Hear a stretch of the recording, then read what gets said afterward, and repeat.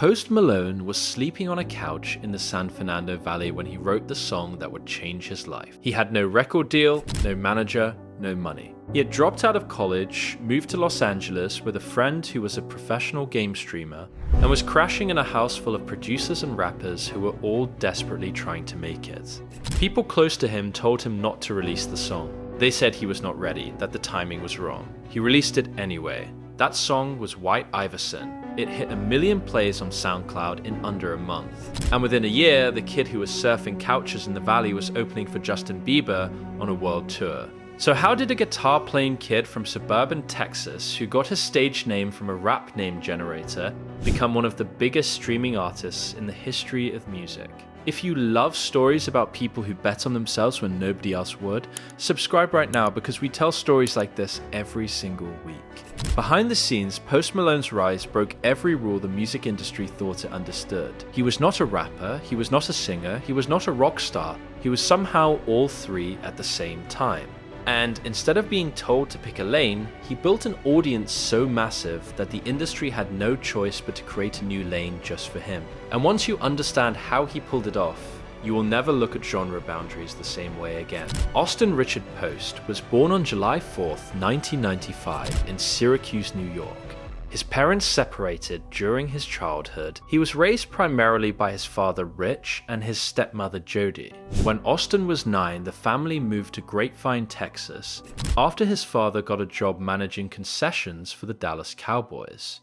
His dad had been a DJ in his youth and filled the house with every genre imaginable: hip-hop, country, rock. R&B, Austin absorbed all of it without discrimination. He started playing guitar at 14 after becoming obsessed with the video game Guitar Hero. He taught himself entirely through YouTube videos. No lessons, no teachers. By 16, he was recording his own mixtape on his laptop using free software and getting praised by his classmates. He auditioned for the metalcore band Crown the Empire. His guitar string broke during the tryout. He was rejected. That rejection did not stop him. Nothing would. After high school, Austin enrolled at Tarrant County College in Texas. He lasted barely a semester before dropping out. He convinced his friend Jason Probst, a professional game streamer, to move to Los Angeles with him. They had no plan, no contacts, no money. Just the idea that if they could get close enough to the music industry, something might happen. But here is the crazy part. In Los Angeles, Austin talked his way into free access at a nearby recording studio. He started working with producers F-Key first and Rex Kudo. He moved into a crowded house in the San Fernando Valley with a group of artists and producers who called themselves BLCK VRD. Everyone in the house was making music around the clock. Everyone was broke. Everyone was hungry. And this is where things get strange. Austin had just gotten braids and joked that he felt like the White Allen Iverson. That joke became a song. He wrote White Iverson in 2 days, recorded it in his friend's bedroom. People around him advised him not to release it. They said the timing was wrong. He ignored every single one of them. In February 2015, he uploaded it to SoundCloud with zero label support, zero marketing, and zero expectations. It hit 1 million plays within a month. Mac Miller praised it publicly, Wiz Khalifa co-signed it. The entire rap internet was talking about this unknown kid from Texas with the face tattoos who sang and rapped in a way that sounded like nothing else. Within 6 months, he had signed with Republic Records. He was 20 years old. In August 2015, Post performed at Kylie Jenner's 18th birthday party. He met Kanye West, who was so impressed that he invited Post to collaborate on The Life of Pablo. He became friends with Justin Bieber, who brought him on as the opening act for his Purpose World Tour. But what happened next shocked the entire industry. His debut album Stoney dropped in December 2016. Congratulations featuring Quavo became a Diamond certified anthem. The album itself went on to spend over 77 weeks on the Billboard 200. But Post was just warming up. Beerbongs Bentleys arrived in April 2018. It debuted at #1 on the Billboard 200 and shattered streaming records across every platform. Rockstar featuring 21 Savage hit #1 on the Hot 100. and stayed there for 8 weeks. Psycho, featuring Ty Dolla $ign, also hit number 1. The album was nominated for Album of the Year at the Grammys. But here is what made Post truly untouchable. Nobody could put him in a box. He was rapping on one track, singing pop melodies on the next, playing guitar solos on the one after that. Critics did not know what to call his music. Some called him a rapper. Others said he was pop. Others said rock. Post did not care about the labels. The fans did not care either. They just pressed play. Then came Sunflower with Sway Lee for the Spider-Man Into the Spider-Verse soundtrack. It became the highest certified song in the entire history of the RIAA, the first song ever to earn a double diamond certification. Let that sink in.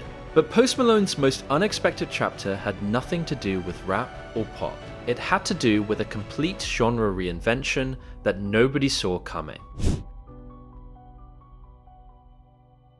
Hollywood's Bleeding followed in 2019, earning another Album of the Year Grammy nomination. Circles spent 61 weeks on the Hot 100 and became his longest charting hit ever. Then came 12 Carat Toothache in 2022, and Austin in 2023, an introspective album named after his real first name. But here is the part that nobody expected. In 2024, Post Malone released F1 Trillion, a full country album. I Had Some Help with Morgan Wallen hit number 1 and became a massive crossover smash. He became the first solo lead artist in history to top both the Billboard Rap Airplay chart and the Adult Contemporary chart. He collaborated with Taylor Swift on Fortnite, which won 5 MTV Video Music Awards. Taylor Swift herself said publicly that there is a very clear reason why Post Malone is everyone's favorite person to collaborate with. Over 150 million certified records sold in the United States alone. 9 diamond certified songs, second only to Drake in history. 6 number 1 singles on the Hot 100. 18 Grammy nominations, 11 Billboard Music Awards, 6 studio albums spanning rap, pop, rock and country. Collaborations with Kanye West, Justin Bieber, Taylor Swift, Morgan Wallen, Beyoncé, and Sway Lee. And it all started with a SoundCloud upload from a couch in the San Fernando Valley. Post Malone did not become one of the biggest streaming artists in history by fitting into a genre. He became one of the biggest by proving that genre does not matter when the music is undeniable. The industry told Austin Post that he needed to pick a lane. Rap or pop, singing or rapping. One sound, one audience, one identity. He picked all of them. And then he watched as every lane he touched turned into a highway. That is how a couch-surfing nobody from suburban Texas became one of the biggest artists the streaming era has ever seen. If this story hit different, drop a like and subscribe. We tell stories like this every week. The next one is even crazier.